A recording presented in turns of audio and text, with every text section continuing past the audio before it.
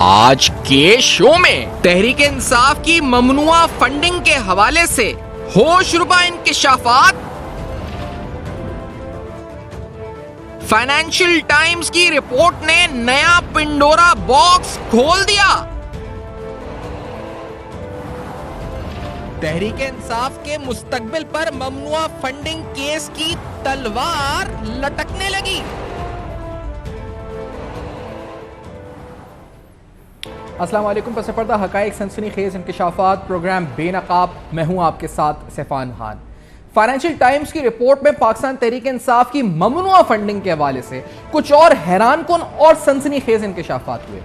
आइए आपको इस रिपोर्ट के कुछ मंदरजात दिखाते हैं। इस रिपोर्ट के मुताबिक अबराज कैपिटल के आरिफ नकवी साहब, उनके बारे में बताया गया कि जो अबराज के बानी आरिफ नकवी हैं, उन्होंने पाकिस्तान तहरीक इंसाफ के लिए खैरात के नाम पर रकम इकट्ठा की।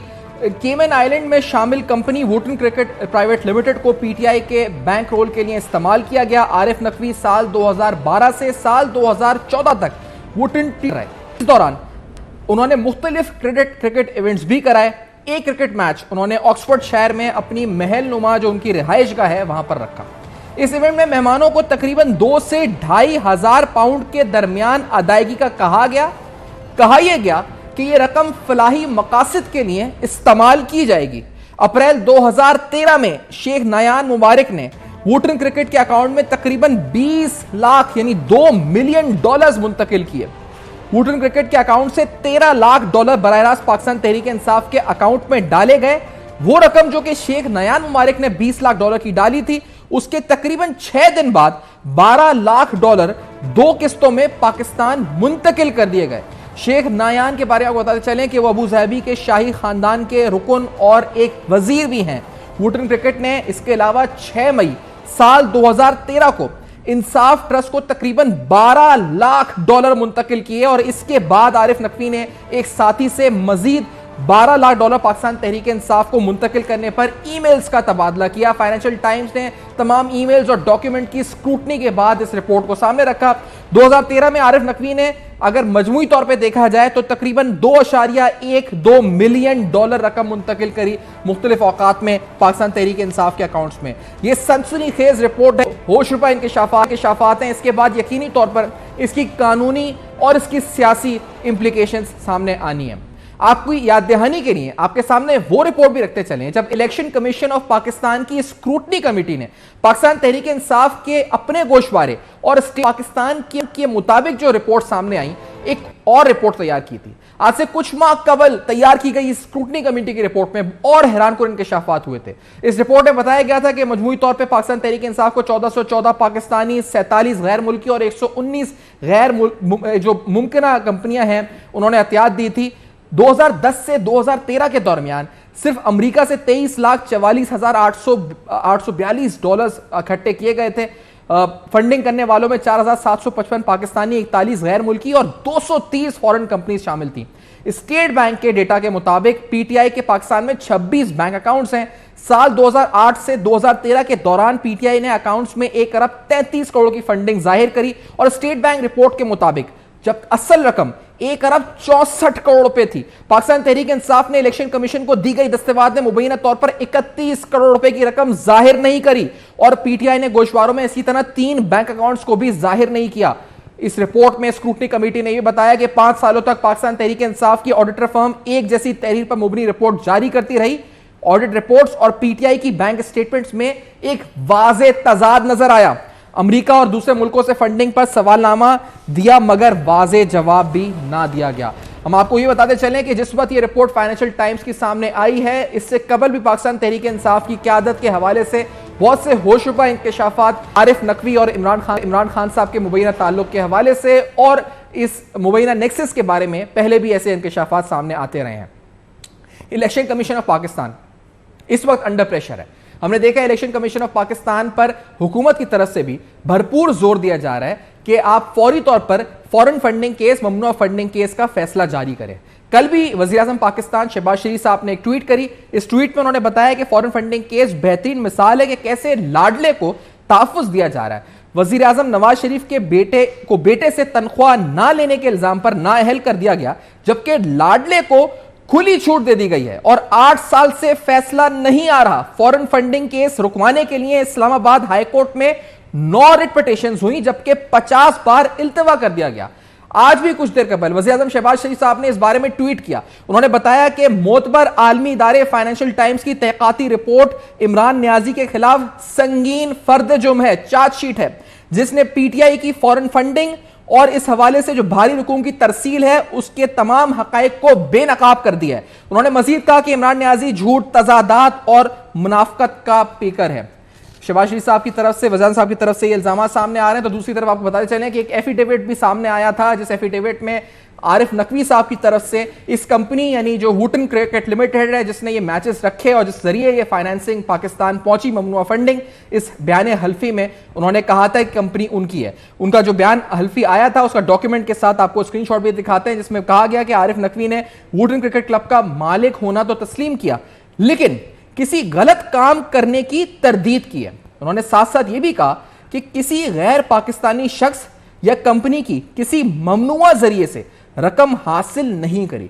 इस एफिडेविट के हवाले से फाइनेंशियल टाइम्स की आज की स्टोरी इस पूरे मामले को कॉन्ट्राडिक्ट कर रही है, जब हम सामने वाज़े तौर पर देख सकते हैं कि फाइनेंशियल टाइम्स की स्टोरी में न सिर्फ गैर मुल्कियों की फाइनेंसिंग बल्कि यूएई के रॉयल फैमिली और एक सिटिंग फाइनेंसिंग भी $20 लाख मुबैना तौर पर पाकिस्तान तहरीक इंसाफ को मौसूल। इसकी बहुत सी कानूनी इंप्लीकेशंस हो सकती हैं। क्या एक फॉरेन गवर्नमेंट पाकिस्तान की डोमेस्टिक पॉलिटिक्स के अंदर इंटरफेयर कर रही थी? यह कानूनी सवाल भी उठ सकता है। इलेक्शन कमीशन का फैसला कब आ सकता है, इस फैसले में क्या हो सकता है, ये तमाम मुमकिन सवालात हैं जिनकी कानूनी नौयत है, इस पर सवाल जरूर उठाएंगे। लेकिन आपके सामने 14 अप्रैल 2022 का इलेक्शन इस्लामाबाद हाईकोर्ट का एक अहम तरीन ऑर्डर जस्टिस मोहसिन कियानी का सामने रखते हैं। इस ऑर्डर में बड़े वाज़े तौर पर कुछ अहम बातें बताई गई।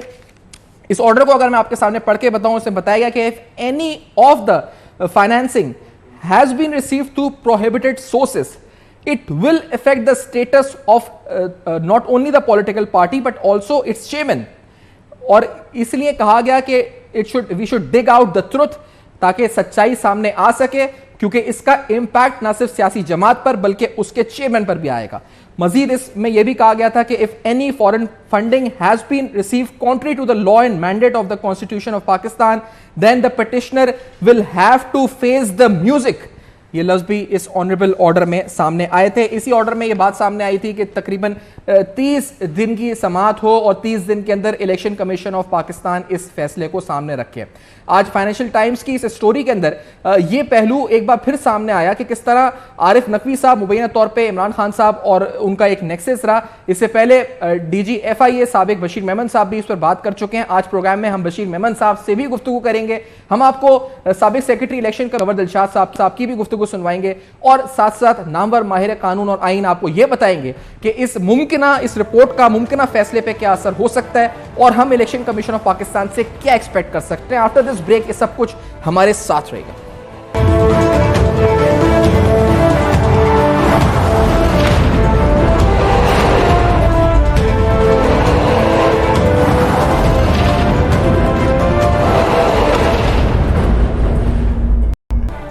Welcome back. आप देख रहे हैं बेनकाब और इस बदलती हुई सूरत हाल पर गुफ्तगू करते हैं जनाब कंवर दिलशाद साहब से, साबिक secretary election commission of Pakistan. Kanwar साहब, ये जो आज फाइनेंशियल टाइम्स की स्टोरी आई है, ये इलेक्शन कमीशन में जो ममनुआ फंडिंग केस है उसमें कितनी बड़ी पेशरफ्त है। इसमें तो एक यूएई की रॉयल फैमिली के फर्द और एक मिनिस्टर के बारे में कहा जा रहा है कि उसने भी $20 लाख की फाइनेंसिंग की इमरान खान की पार्टी के लिए। क्या अब प्रोहिबिटेड फाइनेंसिंग प्रूव हो सकती है कंवर साहब? देखें, सवाल ये है कि इलेक्शन कमीशन पाकिस्तान ने उसी पर कार्रवाई करनी है जो स्टेट बैंक ऑफ पाकिस्तान की रिपोर्ट है। ये जो आज फाइनेंशियल टाइम में खबर छपी है, ये already state bank of Pakistan ने ये रिपोर्ट जो है वो बाकायदा डॉक्यूमेंट की शक्ल में इलेक्शन कमीशन पाकिस्तान के पास मौजूद है। इसी तरह आरिफ नकवी के बारे में जो खबरें छपी हैं फाइनेंशियल टाइम में, तो आरिफ नकवी के भी सारे खतूत और डॉक्यूमेंट्स जो हैं वो इलेक्शन कमीशन पाकिस्तान के पास मौजूद हैं। तो बाकी ज़ाहिर है कि ये तो बड़ी अहम खबर जो छापी है फाइनेंशियल टाइम में, ये ऑलरेडी इलेक्शन कमीशन पाकिस्तान के रिकॉर्ड में मौजूद है।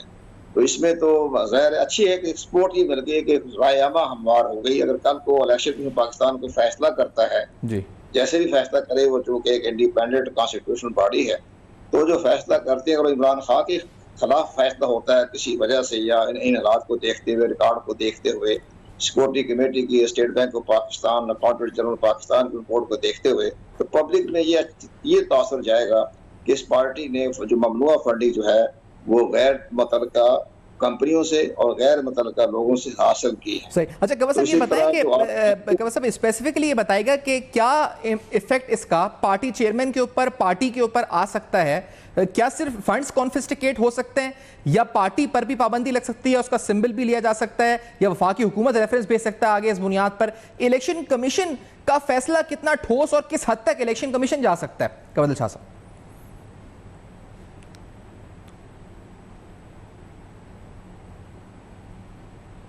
इसलिए पना है कि बेपना इसलिए मैं कह रहा हूँ कि उनको सेक्शन 204 के तहत तो पार्टी का ममनुआ फंड जब्त जब कर लेगा तो जब्त करने के जो साइड इफेक्ट हैं वो बड़े गहरे हैं। साइड इफेक्ट में ये होता है कि इलेक्शन कमीशन पाकिस्तान पार्टी के चेयरमैन से भी जवाब तलबी करेगा, बाकायदा उसको शो का नोटिस भेजेगा कि आपने जो हमें डॉक्यूमेंट भिजवाए हैं, ये जमा करवाए हैं, उसमें आपने ये तस्दीक की है, ये बाकायदा हल्फिया बयान तो नहीं कहा, तस्दीक की है कि जो मैं डॉक्यूमेंट्स आपको पेश कर रहा हूँ उसमें ममनुआ फंडिंग नहीं है।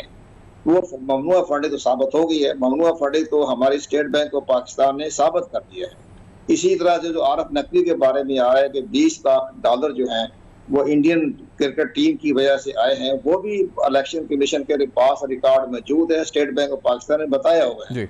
इसी तरह जो आप यूएई का जो आपने जिक्र किया 20 लाख डॉलर जमा हुए हैं, वो भी इलेक्शन कमीशन पाकिस्तान के पास रिकॉर्ड में मौजूद हैं, वो भी इसने स्टेट बैंक ने दिया हुआ है। तो ये सब चीजें साबित हो जाएंगी कि ये 50-60 लाख डॉलर जो है ये ममनुआ फंडिंग है। तो ये जब्त जब वो कर लेगा तो जब्त करने के बाद फिर इलेक्शन कमीशन पाकिस्तान उस पार्टी के सिंबल को भी वापस ले सकता है और पार्टी के चेयरमैन से ये जवाब तलबी करेगा कि जी आपने हक़ाइक़ छुपाए, आपने अपने करप्ट प्रैक्टिस के ज़िम्मे में आए, आपने गलत बयानी की, आपने हमें आगाह नहीं किया, उसके ऊपर फिर जो है इलेक्शन कमीशन पाकिस्तान एक्शन लेने का मजाज है। एक्शन तो बहुत कुछ हो सकता है, लेकिन अब ये इलेक्शन कमीशन की अपने वो अपने जो इख्तियारात हैं उसकी रोशनी में करेगा। तो हुकूमत पाकिस्तान भी आजकल बड़ी बेचैन हुई है, वो भी बार बार इलेक्शन कमीशन पर दबाव डाल रही है कि जल्दी फैसला करें। हालांकि हुकूमत पाकिस्तान को और वज़ीर आज़म को इलेक्शन कमीशन के बारे में दबाव डालने वाला या मुतालबा करना नहीं चाहिए। वो अपना एक कानूनी आईनी तरीके से आगे बढ़ रहे हैं। तो हुकूमत अपोजिशन तो करे, इमरान खान तो करे, उनको राइट बनता है, लेकिन हुकूमत का, वज़ीर आज़म का और इस तरह बाकी जो हुकूमत के जो वज़रा हैं उनका ये कहना, वज़ीर दाखिला का ये कहना कि ये खामोश क्यों बैठे हैं, क्यों नहीं काम करते, तो ये दुरुस्त नहीं है। तो ये तो इलेक्शन कमीशन पाकिस्तान एक कानूनी बॉडी है और खुद उसकी जिम्मेदारी है, वो 4-5 दिन में 6 दिन में ये फैसला जो सुनाने वाला है। यह गालिबन मेरी अपनी जाती तौर पर जो हमारी इतलात मिल रही हैं उसमें गालिबन ये अगस्त के पहले हफ्ते में जो है ये फैसला जो है ये सुना दिया जाएगा और इसके जो बाद में जो फैसला आएगा तब हम देखेंगे। बाकी और फैसला क्या इतना ठोस होगा कि आप जिस तरह आपने कल भी एक जगह पे कहा है कि वो उसको इतना ठोस फैसला है, इतना मुकम्मल और जामे फैसला है कि बड़ा मुश्किल होगा कि इसको आगे लीगली चैलेंज किया जाए या लीगल इसकी बुनियाद पे इसको सवाल उठाए जाएं। आपकी इतलात क्या है गवर्नर शाह साहब इस बारे में? उसमें ये बात है कि इलेक्शन कमीशन ने अपनी भी साख को, अपने रिट को भी रखना है। 8 साल से ये केस जेर समाअत है, ठीक है। उसमें तहरीक इंसाफ स्टे ऑर्डर भी लेते रही हाई कोर्टों के जरिए, 4-5 साल तो स्टे ऑर्डर ही है। तो वो सारी चीज को देख तो हमें हमारी नजर में ये आ रहा है कि इस तरह तमाम दलाइल के साथ, लॉजिक के साथ ऐसा अपना फैसला सुनाएंगे। अगर ये सुप्रीम कोर्ट ऑफ पाकिस्तान भी जाए तो सुप्रीम कोर्ट ऑफ पाकिस्तान को भी कोई ऐसा अबहाम ना मिले कि जिसकी वजह से किसी को पार्टी को फायदा पहुंच जाए या रिलीफ मिल जाती है। पूरा तमाम तरीके के मुताबिक एक इंतहाई अच्छे अंदाज में ये पेश करेंगे और यही उम्मीद की जा सकती है कि जब इलेक्शन कमीशन पाकिस्तान एक ममनुआ फंडिंग हो गई है तो सुप्रीम कोर्ट ऑफ पाकिस्तान में तो स्टेट का मफाद को देखना है ना कि स्टेट क्या के मफाद में क्या बात जा रही है। तो जब ममनुआ फंडिंग जब्त हो जाएगी तो स्टेट बैंक ऑफ पाकिस्तान जो है अपने सुप्रीम कोर्ट ऑफ पाकिस्तान वही देखेगा और वो इलेक्शन कमीशन खुद तो नहीं बता रहा, स्टेट बैंक ऑफ पाकिस्तान बता रहा है ना। तो स्टेट बैंक ऑफ पाकिस्तान की जो रिपोर्ट जाएगी सुप्रीम कोर्ट में तो वो भी सोचेंगे भाई ये तो स्टेट बैंक ऑफ पाकिस्तान ने रिपोर्ट दी है। तो इसलिए हम बार बार ये कह रहे हैं कि इतना फैसला आएगा कि मुमकिन है कि हमारी सुप्रीम कोर्ट ऑफ पाकिस्तान जो है वो इलेक्शन कमीशन पाकिस्तान के फैसले को तौसीक कर दे। लेकिन इलेक्शन कमीशन पाकिस्तान के फैसले के खिलाफ अपील करना वो इनका राइट बनता है। Exactly. वो तो उसमें आइन कानून में लिखा हुआ है कि जो भी फैसला आए तो वो सुप्रीम कोर्ट ऑफ पाकिस्तान में अपील की जा सकती है 30 दिन के अंदर अंदर। तो इसके साइड इफेक्ट तो काफ़ी हैं और हुकूमत भी बड़ी बेचैन हो रही है, हुकूमत भी ज़रा बड़ा गौर से देख रही है और उसके बाद मुतालबे भी कर रही है इलेक्शन पाकिस्तान से। तो मुमकिन है कि जो बहुत सी ऐसी चीज़ें हैं जो इलेक्शन कमीशन ना कर सका हो, तो हुकूमत पाकिस्तान अपने सतह पर ऐसी पार्टी जिसका फंड जब्त कर लिया गया है उसके बारे में तो हमारा आइन उसके का खिलाफ जो है कोई कार्रवाई कर सकेगा। बहुत बहुत शुक्रिया, आपने वक्त दिया, प्रोग्राम में ज्वाइन किया। कवर दिलशाद साहब की गुफ्तगू आपने सुनी। कहते हैं कि इनकी मुताबिक अगस्त के पहले हफ्ते में फैसला आ सकता है। फैसला स्टेट बैंक की रिपोर्ट की बुनियाद पर होगा। तो ऐसे हकायक होंगे जिसकी बुनियाद पर लीगली या इसको आगे जाकर चैलेंज करना, जो कि लीगल राइट है पार्टी का, पाकिस्तान तहरीक इंसाफ का, लेकिन थोड़ा मुश्किल होगा। आफ्टर दिस ब्रेक और सवालात कानूनी हवाले से इस फाइनेंशियल टाइम्स की रिपोर्ट पर उठाएंगे। हमारे साथ रहेगा इस ब्रेक के बाद।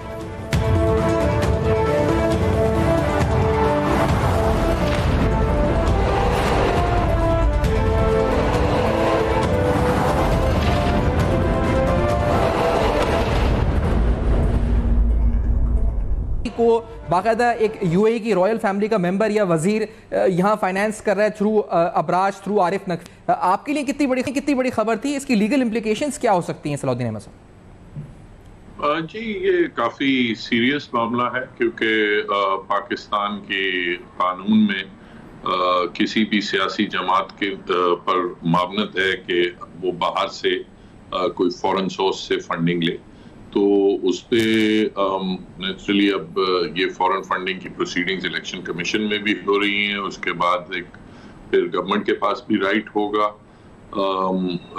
मुमकिन है कि गवर्नमेंट कोई ऑर्डर पास करे पार्टी के हवाले से अगर ये बातें दुरुस्त साबित हुई। सही। अच्छा, जो इस हवाले से इस्लामाबाद हाई कोर्ट ने कहा था कि 30 दिन के अंदर इलेक्शन कमीशन इसकी डेली समाअत करे, इसका फैसला सुनाए। जब अप्रैल 2022 में फैसला आया था, justice Mohsin Kiani, honourable justice Mohsin Kiani का ऑर्डर आया था, उस फैसले में कहा गया था उसके आखिरी पेज पे, आखिरी पैराज में, कि अगर प्रोहिबिटेड फाइनेंसिंग होती है तो उसकी the petitioner has to face the music. ये भी कहा गया था कि उसकी implications for the party chairman and party दोनों हो सकती हैं। इसकी लीगल इंप्लीकेशंस हो क्या सकती हैं सलाउद्दीन साहब? अगर इलेक्शन कमीशन किस हद तक जा सकता है, फिर हुकूमत वक्त किस हद तक जा सकती है इस सिलसिले में, अगर साबित हो जाए तो? देखें, अगर तो लेट से किसी भी पार्टी चेयरमैन के एफिडेविट्स हैं जिसमें उन्होंने कहा है कि हमने किसी किस्म की कोई फॉरेन फंडिंग नहीं ली, और ये साबित हो जाता है कि उन्होंने फॉरेन फंडिंग ली है, और ये भी साबित हो जाता है कि उनको इस बात का इल्म था, तो फिर नेचुरली अगर चेयरमैन साहब, पार्टी के चेयरमैन साहब का एफिडेविट है, तो फिर उन्हें ये फिर शायद उनके खिलाफ आर्टिकल 62-63 की प्रोसीडिंग भी हो सकती हैं कि वो सादिक और अमीन नहीं रहे, उन्होंने झूठा हल्फनामा दिया है, तो एक वो कॉन्सिक्वेंस हो सकता है। दूसरा ये भी मुमकिन है कि हुकूमत ये कह के पार्टी को की रजिस्ट्रेशन वगैरह वो ख़त्म कर दे एज अ सियासी जमात, ये कह के कि ये फॉरेन फंडेड पार्टी है।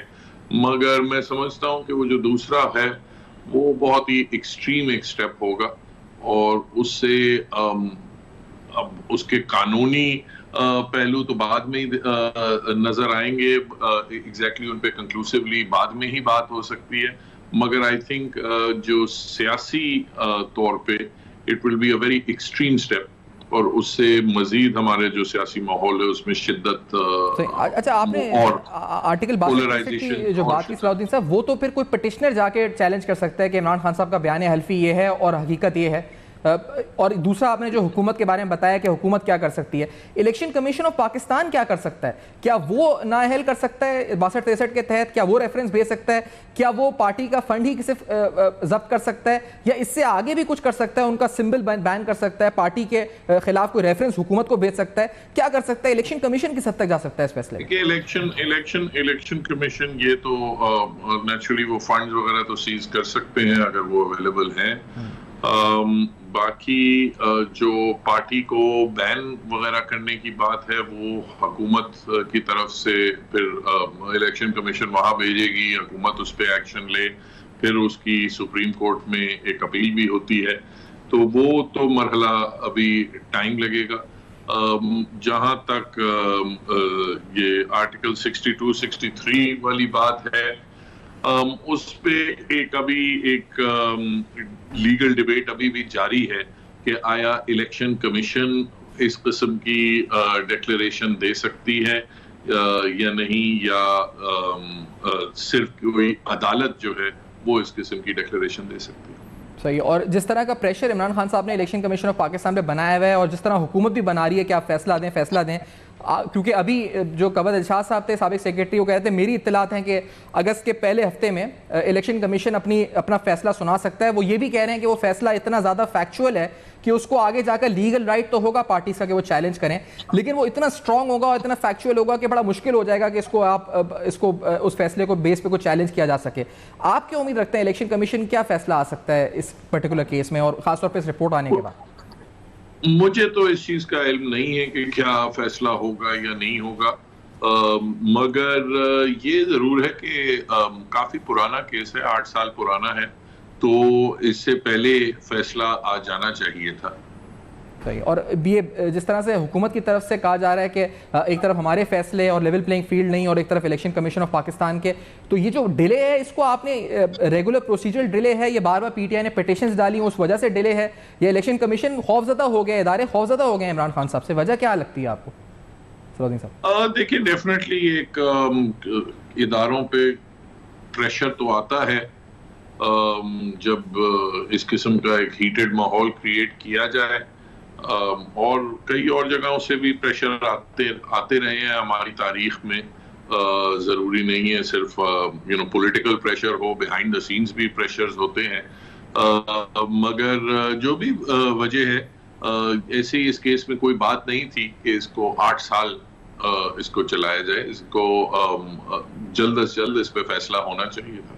बहुत बहुत शुक्रिया, आपने ज्वाइन किया प्रोग्राम में। सलाउद्दीन अहमद साहब की गुफ्तगू आपने सुनी। इस फैसले की लीगल क्या हो सकती है, फैसला क्या मुतवक्का है, और साथ साथ फाइनेंशियल टाइम्स की इस रिपोर्ट आने के बाद खास तौर पे कौन कौन सी कानूनी शिकें, किस तरह से ये मामला आगे जा सकता है, और पाकिस्तान तहरीक इंसाफ के लिए इसकी लीगल इम्प्लिकेशंस क्या हो सकती हैं, सब कुछ जाना। इस ब्रेक के बाद आएंगे तो हम मजीद इस हवाले से आपके सामने कुछ अहम बातें रखेंगे, इस रिपोर्ट के बारे में भी, और इस रिपोर्ट से जुड़े कुछ और हक़ाइक़ आपके सामने रखेंगे। इस ब्रेक के बाद हमारे साथ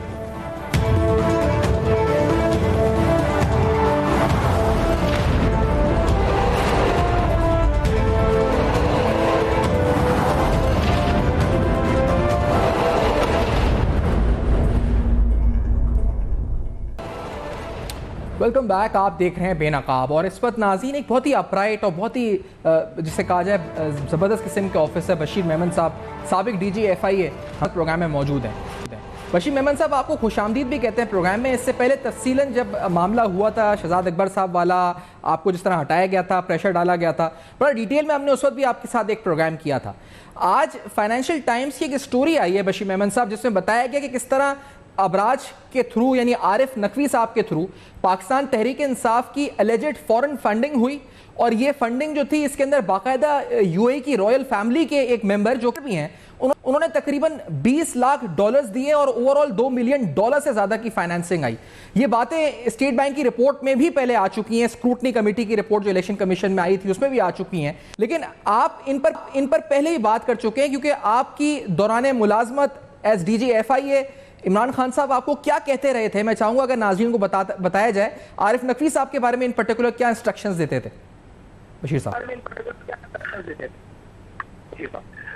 बेटा मैं थोड़ा सा आपको बताऊं, चूंकि इस बात को कोई 4 साल हो गए, 3.5 साल हो गए होंगे डेफिनेटली जी, इसलिए मैं जब था तो जैसे ही हुकूमत चेंज हुई थी, या मैं आपको थोड़ा सा क्लियर कर दूं कि ये इंक्वायरी जो थी वो हम पहले ही पिछले दौरे हुकूमत में कंप्लीट करके सबमिट कर चुके थे, और जो भी लीगल एक्शन हमें समझ आती थी वो हमने कर दिया था। अब जो प्राइम मिनिस्टर जो थे वो शुरू में prime minister, ex prime minister जो कि उस वक्त प्राइम मिनिस्टर थे इमरान खान साहब, वो जो थे वो मिनिस्टर इंटीरियर के भी थे। उन्होंने शुरू में मुझे बुला के यही कहा था, एक मरतबा मुझे कॉल आई थी, और मुझे जो याद पड़ता है, आई डोंट एग्जैक्टली रिमेम्बर, तारीखें वगैरह तो ज़ाहिर अब कहाँ से याद होंगी मेरे पास, मेरी इतनी कोई मेमोरी शार्प नहीं है, ना मेरे पास कोई कंप्यूटर का रिकॉर्ड है। उस वक्त उन्होंने मुझे बुलाया था और उन्होंने इस बात पे बहुत ज्यादा एजुकेट किया था कि आपने के इलेक्ट्रिक को तबाह कर दिया और आरिफ नकवी के इलेक्ट्रिक को और आरिफ नकवी को तबाह कर दिया, मतलब इसी तरह की कोई बात। जी जी, एग्जैक्ट लफ्ज तो मैंने आपको बताया ना कि मुझे याद बेटा नहीं होंगे। अगर मैं ये कहूँ कि मतलब एग्जैक्टली ये लफ्ज थे, मैं एग्जैक्ट लफ्ज की बात, लेकिन बात यह कि तो मैंने कहा कि सर अब कंपनी के तबाही से मेरा क्या ताल्लुक हो सकता है, और मैं मतलब जाहिर है मतलब क्या कर सकती है FIA। एनीवेज फिर उन्होंने मुझे, मैं एक मरतबा की बात नहीं है बेटा, ये आरिफ नकवी के लिए एक मरतबा नहीं, ये कोई मेरे ख्याल में 3-4 मरतबा हुआ कम अज कम, और पब्लिकली भी उन्होंने कहा। एक मरतबा तो उन्होंने ये मतलब ये बिल्कुल मुझे अच्छी तरह याद है कि उन्होंने मुझे कहा था कि ये PTI को फंडिंग करती रही है इलेक्शन के दौरान, और हमारे पॉलिटिकली हमें फंडिंग करती रही है, पैसे देता रहा है, मतलब ये मतलब हेल्प आउट करता रहा है। लफ्ज कुछ और भी हो सकते हैं, मैं ये अल्फाज की मैं नहीं कहता, जाहिर है मेरे पास रिकॉर्डिंग तो नहीं है, लेकिन इसी तरह के अल्फाज थे। अच्छा, मेरा चूंकि इन चीजों से ताल्लुक नहीं है, मैं तो बिल्कुल ही एक मतलब एक इन्वेस्टिगेटर के तौर पे इन्वेस्टिगेशन की बात करता हूँ, और मैं अभी जाहिर है वो उस वक्त मतलब कुछ और इल्जामात लगे रहे थे जब मैं नया नया रिटायर हुआ था कि जी मैं कोई मेरा कोई पॉलिटिकल एजेंडा है। अब तो खैर मुझे 2.5 साल हो गया रिटायरमेंट, पॉलिटिकल एजेंडा अभी तो कोई जाहिर नहीं हुआ। तो एनीवेज तो मैंने फिर ये बात मैंने की थी, और एक मरतबा तो मतलब ये पब्लिकली बात करते रहे हैं कि ये हमें हेल्प आउट करता रहा है। अच्छा, उसके बाद फिर साइमन क्लार्क की किताब आ गई, उसमें ये बातें आ गई सामने। फिर उसके बाद साइमन क्लार्क ने किताब छपी थी भी, पता नहीं ऐसी कोई आरिफ नकवी किताब थी, उसमें भी इमरान खान साहब के लिए और PTI के लिए कुछ लिखा हुआ, मुझे नहीं पता मतलब। अच्छा, मैं चूंकि अभी मैं बैठा हूँ, मैं रहता हूँ गाँव में और मीडिया से हूँ दूर, मुझे पता नहीं है फाइनेंशियल टाइम्स में तकरीबन इन तमाम बातों की बशीर साहब इन तमाम बातों की तस्दीक ही हुई है इस स्टोरी के अंदर के किस तरह फाइनेंसिंग हुई है। जिक्र बस ये है कि ये बात इसमें नया टर्न जरूर है कि बाकायदा रॉयल फैमिली का एक मेंबर $2 मिलियन की उसने फाइनेंसिंग की थी, यानी एक दूसरी गवर्नमेंट फाइनेंसिंग कर रही थी पाकिस्तान की डोमेस्टिक पॉलिटिक्स को, और ये एक थ्रू क्रिकेट मैच के हो रहा था जिसमें मुख्तलिफ टीम्स मैच खेल रही थी, जहां 2,500 पाउंड कहा गया था कि उन लोगों को देने होंगे जो आएंगे। लेकिन ये बशीर साहब बताइएगा कि ये स्पेसिफिक मामला जो 87 अरब रुपए SSGC का और यहाँ पर यूटिलिटी जो के इलेक्ट्रिक इनका था, इस मामले को लेकर भी कुछ कहा था आपको इमरान खान साहब ने कि 87 अरब रुपए की रिकवरी को लेकर या इस मामले को लेकर कि आरिफ नकवी साहब को छोड़ दिया जाए क्या, या उनके पीछे लगे हुए आप?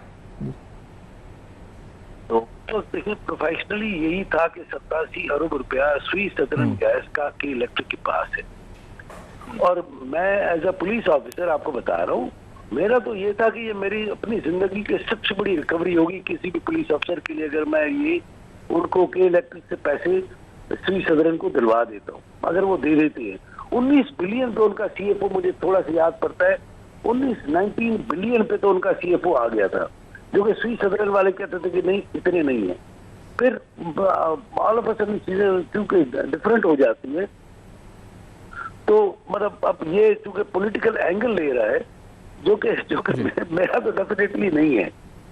अब बाद में इलेक्शन कमीशन ने भी किया, और दूसरी बात जो बातें मैंने कही हैं हर इंटरव्यू में, वो इसी तरह आज नहीं साबित हो तो कल साबित हो जाएगी। मरियम साहबा के केसेस के बारे में, शहबाज शरीफ साहब के केस के बारे में, जो केसेस की बातें मैंने आज ख्वाजा आसिफ के केस के बारे में, जो दूसरा जावेद लतीफ साहब के केस के बारे में, जो बातें मैंने बात की खुर्शीद शाह साहब के बारे में, और जो खोखर साहब है, मैं आई एम सॉरी मतलब बहुत ही मुस्तफा नवाज खोखर साहब के बारे में, जो बातें मुझे कहीं थी, जो मैंने कहा है, किसी ने इंक्वायरी की, मैं तो उस वक्त मैं तो रिटायर आदमी था, उन्होंने कभी इंक्वायरी करवाई हुकूमत ने कि ये सच बोल रहा है या झूठ बोल रहा है, मासवा इसके कि ट्रोल्स और गालियां